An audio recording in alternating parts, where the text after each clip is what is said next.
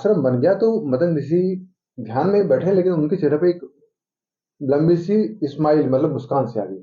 अब हेलो दोस्तों, कहानी संख्या नंबर 29 में मैं आपका दोस्त संतोष स्वागत करता हूँ। कहानी का शीर्षक तो आपने देखा ही होगा। क्या केवल यहाँ पत्थर के ही लोग होते हैं? आदमी, औरत, बच्चे, बूढ़े, ये सब पत्थर के होते हैं? इस कहानी का संदर्भ इस कहानी के द्वारा कहानी में शुरू करता हूँ। बहुत समय पहले किसी दूर जगह पर किसी कोने की गुफा वाले स्थान पे बहुत बड़ा मैदान था।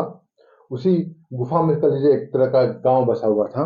वहां पर जितने लोग रहते थे सब लोग पत्थर के, आदमी, औरत, बूढ़े, बच्चे, सारे के सारे पत्थर भी।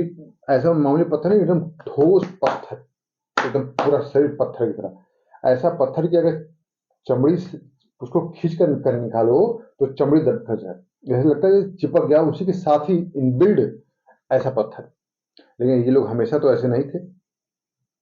और ये लोग जब पैदा होते थे, पैदा होने जो बच्चा पैदा होता था सामान्य, एकदम सामान्य बच्चा, एकदम सामान्य बच्चे की तरह हो। लेकिन एक वर्ष के अंतर्गत आते आते उसकी चमड़ी वैसी पत्थर की तरह हो जाए और फिर पूरी जिंदगी जब तक जिए तब तक पत्थर की तरह रहे। और कोई उपाय नहीं था इन लोग के पास। अब ये लोग इसी तरह रहते थे तो इसी हिसाब से जो आसपास के लोग थे, राजा, कबीले वाले आसपास, इनका इस्तेमाल युद्ध वगैरह में, जंगल कटाई में, इसी चीज में इस्तेमाल करते थे। क्योंकि लोग गोल गोल पत्थर की तरह गोल गोल हो गए, चीजों को तोड़ भी सकते थे। ये जो लड़ते थे तो भाले असर नहीं करते थे, तीर असर नहीं करते थे, तो इनका इस्तेमाल होता था। और इसके बदले में इनको अनाज वगैरह दे दिया जाता, क्योंकि ये अपने से कुछ तो उगा सकते थे नहीं, हर काम तो पत्थर का ही होता था बदले में। लेकिन भूख तो इनको समान इंसानों जैसी लगती थी, चमड़ी कल पत्थर की थी। युद्ध में सहायता करते आसपास के राजाओं की, और उसके बदले में इनको भोजन वगैरह मिलता रहता था। ये सब कुछ कर सकते थे, सिर्फ ये उछल नहीं सकते थे, मतलब जैसे जंपिंग होता है वो नहीं कर सकते थे।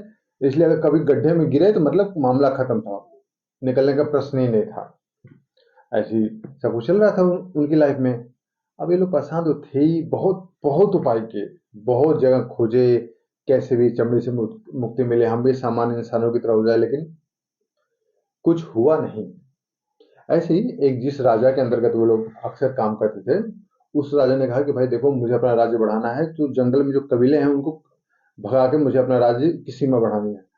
तो जो पत्थर के जो आदमी थे, उनका जो नायक था, आप लोग उसको नाम नायक ही रख लीजिए तो ज्यादा अच्छा है। नायक, नायक के पत्थर का नायक, पत्थर का नायक कहूंगा। पत्थर के नायक ने कहा भाई किस लिए कबीलों वालों को, क्यों, किस लिए उजाड़ना?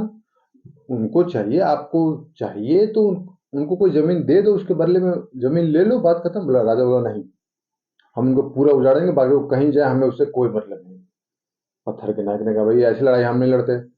तो राजा ने धमकी दी कि देखो, अगर मेरा साथ नहीं दिए तो तुम सबको गड्ढे में कैद करवा दूंगा, और मुझे तुम्हारी कमजोरी पता है, तुम लोग निकल नहीं पाओगे। तो जानते थे कि भाई है तो ये 500 से 600, और राजा के पास कहाँ लाखों की सेना।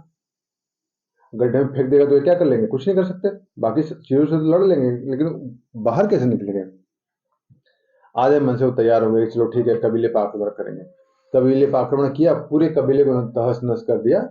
तो कबीले का जो सरदार था अंत समय में मर रहा था। तो पत्थर के नायक को थोड़ा तरस आ गया कि यार हम लोग बेकार कहीं सब लड़ाई लड़े। वो गया पानी वगैरह लेकर, मटके में पानी लेकर वो कबीले के सरदार को पिलाने लगा। सरदार ने जब पानी पी लिया तो सरदार ने बोला कि देखो, मैं मर तो रहा हूँ, लेकिन तुम्हारी दया भाव से खुश हो गया हूँ कि मैं तुम्हें इस चमड़ी से मुक्ति पाने का एक उपाय बताता हूँ। यहाँ से बोला, उत्तर दिशा में आप 100 मील के आसपास चलना, वहां मतंग ऋषि का आश्रम आएगा, वहां आपको उपाय मिलेगा। इसी यह कहकर कबीले के सरदार की मृत्यु हो गई। अब पत्थर के नायक ने सोचा भाई चलो ये भी उपाय करके देख लेते हैं।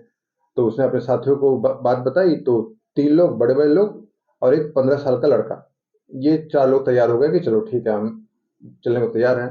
रास्ता बहुत कठिन नहीं था, ये मत सोचिए कि भाई ये रास्ता कठिन है, ये ऐसा कुछ नहीं था। रास्ता आसानी रास्ता था भाई। 100 मील का रास्ता था। खैर किसी तरह से बचते थकते उन्होंने धीरे धीरे,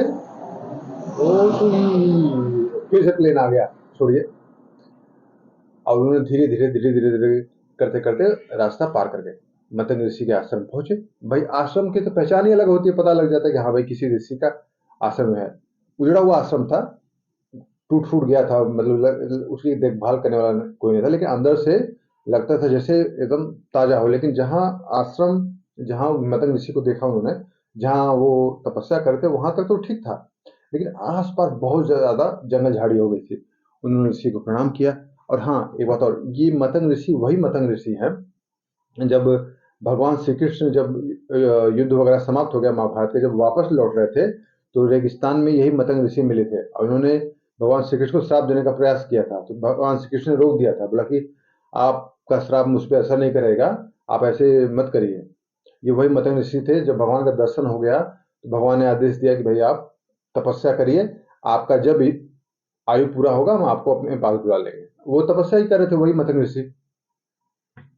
और जब वापस कहानी पर आते हैं, तो ये पत्थर के आदमी, ये जो नायक वगैरह थे, इन्होंने आकर मतंग ऋषि को प्रणाम किया, लेकिन मतंग ऋषि अपने ध्यान मग्न थे, कोई आंखें नहीं खोली। तो सभी ने कहा कि चलो ठीक है, आंखें नहीं खोली तो हम लोग एक काम करते हैं, आसपास का जितना इलाका है उसको साफ वाफ कर देते हैं।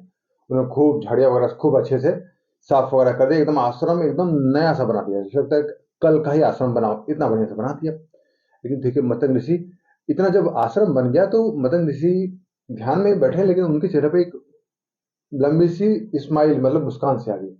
अब ये मुस्कान सी आ गई तो पत्थर के नायक को उम्मीद लगे कि मतलब हो गया, उसको समझ में आ गई ऋषि को पता तो है कि आसपास क्या चल रहा है, सिर्फ वो ध्यान नहीं अपना तोड़ना चाहते। तो उन्होंने कहा भाई आज नहीं तो कल ध्यान तोड़ेंगे, तो इनके लिए क्या भेंट की जाए। भाई जंगल में क्या मिलेगा। फिर उन्होंने कहा कि चलो हम इनके लिए खीर खीर तैयार करेंगे ऋषि के लिए। भाई अब खीर के लिए सामग्री भी तो चाहिए। सामग्री भाई देखो, जहाँ इच्छा है वहां सब मिल जाता है। जानवर, गाय है, भैंसे हैं, जंगल में मिलता है, तो उन्होंने उनसे थोड़ा सा केले के पत्ते में रख के दूध लेकर आ गए गाय गाय से। चावल, चावल कैसे लाए भाई, जंगल में बहुत सारे चावल उगे हुए थे जिसको धान बोलते हैं। धान को लेकर उन्होंने ऐसे ऐसे अपने हाथ से पकड़ा, बहुत सारा चावल चावल भी मिल गया। अब मिठास करने के लिए कि चीनी या गुड़ कुछ चाहिए, तो भाई वो तो मिला नहीं। हाँ, गन्ना, शुगर केन गन्ना बोलते हैं, वो गन्ना मिला, उसका रस निकाला, रस भी आ गया उनके पास। अब खुशबू देने के लिए, खुशबू देने के लिए क्या हो, गुलाब थे, गुलाब को उन्होंने पीसकर उसका अर्क निकाल लिया। मतलब कुल मिलाकर सामग्री इनके पास तैयार हो गई। भाई अब है तो कुछ बनाने के लिए कोई बर्तन भी तो चाहिए, बर्तन तो मिला नहीं। तो उन्होंने, पत्थर के तो थे ही, तो इनको पत्थर की चीजें बनाना अच्छे से आता था। आसपास से एक पत्थर लेकर उसको इतना तरासा कि वो टूटे भी नहीं और बर्तन के शेप में भी आ जाए, पत्थर के शेप की तरह आ जाए, एकदम हांडी हांडी टाइप का पत्थर का बनकर तैयार हो गया। अब बनकर तैयार तो हो गया, तो भाई अब उसको खीर बनाए किस चीज पे जाए। तो जो पत्थर का नायक बोला, एक काम करो, उस हांडी को मेरे पीठ पहले लकड़ी, मैं ऐसे बैठ जाता हूँ, ऐसे जैसे बच्चे नहीं होते, दोनों हाथ दोनों पैर, बोला ऐसे हो जाता हूँ, और तुम लोग मेरे ऊपर लकड़ी रख के, उसके ऊपर ये हांडी रख के खीर वगैरह बनाना शुरू कर दो। भाई उनको एहसास तो होता नहीं था जलन का या फिर कुछ का, पत्थर के तो लोग थे ही, एहसास वगैरह होता नहीं था। ठीक है भाई, पत्थर के नायक के ऊपर लकड़ी रख के, लकड़ी के ऊपर वो पत्थर वाली जो हांडी बनाई थी वो रख के, उसी में खीर मिला दिया गया, चावल मिला दिया गया, गुलाब का रस, और जो गन्ने का निकाला गया था उसको थोड़ा सा मिला मिला दिया गया। मिला के बनाना शुरू कर दिए वो लोग। और दिल से काफी अच्छे, आग धधक रही है और काफी अच्छे से दिल से बना रहे। अब दिल से बनाए तो मतंग ऋषि के नाक में सुगंध जाने लगी। धीरे धीरे उनकी आंखें आंखें मतलब हल्का हल्का खुलने लगी। खुलते खुलते इसी बीच खीर तैयार हो गई। जब खीर तैयार हो गई तो उसमें उन्होंने कुछ तुलसी का पत्ता भी डाल दिया खीर में। खीर तैयार हो गई तो उन्होंने ऋषि को प्रेम से भेंट किया। ऋषि बहुत खुश हो गए, बोले कि मैं तुम्हारे समर्पण भाव से बहुत खुश हूँ। उन्हें तो पत्थर के नायक ने बोला कि ऋषि महाराज कृपया इसको ग्रहण करें। पतंग ऋषि को भूख तो लगी थी, तो उन्होंने खीर खा ली।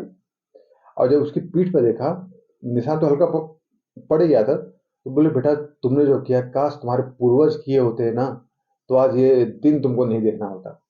पत्थर का नायक चौंक पड़ा, बोला क्यों, ऐसा आप क्यों कर रहे हैं, मेरे पूर्वज क्यों।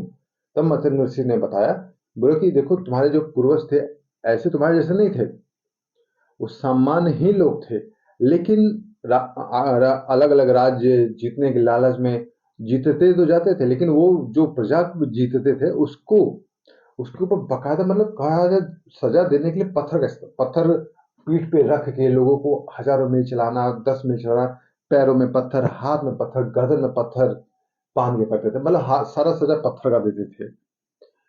और इसी बात पे ईश्वर ने, शायद ईश्वर की महिमा ही थी, जब बोला भाई जब तुम लोग पत्थर से सबको सजा दे रहे हो तो यही सजा के रूप में तुम्हें अब पत्थर ही मिलेगा। और धीरे धीरे करते तुम्हारी सारी पीढ़ी पत्थर की बन गई।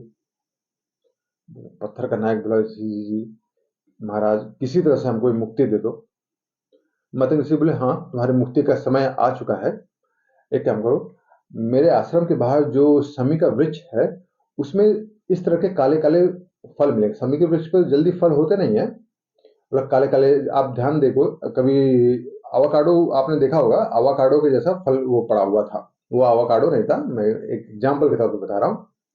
वो बोला कि आप इसको लेकर चले जाओ, इसको जो पीस के अर्क सभी लोग अपने अपने चमड़ी पर लगाना, और 1 साल के अंतर्गत वो चला जाएगा। वो ये चमड़ी गल जाएगी, सामान्य चमड़ी आ जाएगी।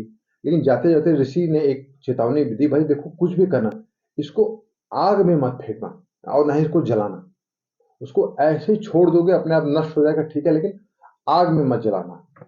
आग में जलाओगे तो विष, भयानक विष निकलेगा। पत्थर के नायक ने चेतावनी मान ली, चला गया अपने अपने गांव। उन्होंने वैसा ही किया। लेकिन भाई अब इतने सारे फलों में से एक फल किसी से गलती से आग में चला गया। आग में चला तो फट गया और लगा जैसे विष, बहुत सारा विष निकला। आप सारे लोग बेचैन कि भागे भागे भागे, क्या करे क्या करे क्या करे।